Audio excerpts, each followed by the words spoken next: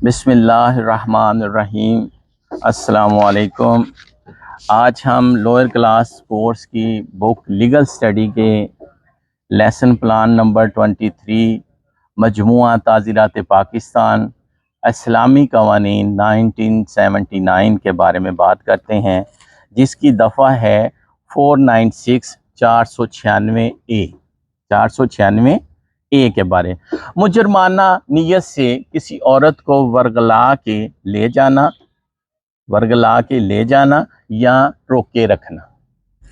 مجرمانہ نیت سے کسی عورت کو ورغلا کے لے جانا یا روکے رکھنا، اس کے بارے میں ہم بات کرتے ہیں۔ جو کوئی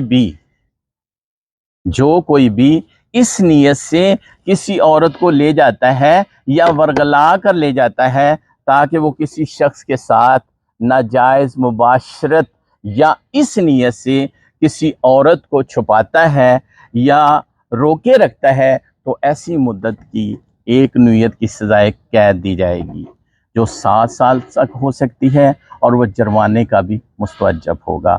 یہ تھی دفعہ 496 اے تعزیرات پاکستان۔ اسی میں ہم ایڈ کرتے ہیں 496 بی 496 بی زنا بالرضا، یعنی مرضی کے ساتھ جو زنا کیا جاتا ہے اس کے بارے میں ہے۔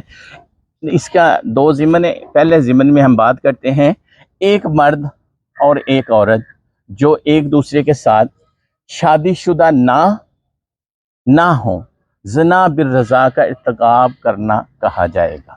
ایک مرد اور ایک عورت جو ایک دوسرے کے ساتھ شادی شدہ نہ ہوں، وہ زنا بالرضا کا ارتکاب کرتے ہیں، تو اسے زنا بالرضا کا کہا جائے گا۔ اگر وہ جان بوجھ کر ایک دوسرے کے ساتھ مباشرت کرتے ہیں۔